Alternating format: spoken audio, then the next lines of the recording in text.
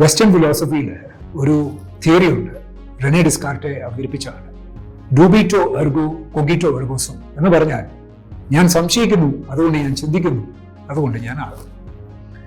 ഈ കഴിഞ്ഞ കുറച്ച് നാളായി കുറേ പേര് ചോദിക്കുന്ന ഒരു സംഗതിയാണ്, അറിവുണ്ട്, കഴിവുണ്ട്, പക്ഷെ എന്തെങ്കിലും ചെയ്യാൻ പറയുമ്പോൾ ചെയ്യാനൊരു ബുദ്ധിമുട്ടാണ്, കൂട്ടിയാൽ കൂടുമോ എന്നൊരു ചിന്ത. ഇതിന് സൈക്കോളജിയിൽ ഇമ്പോസ്റ്റർ സിൻഡ്രോം എന്നാണ് പറയുന്നത്. പ്രസിഡന്റ് ബറാക് ഒബാമ ഇതിനെക്കുറിച്ച് ഒരു നല്ല കഥ പറഞ്ഞിട്ടുണ്ട്.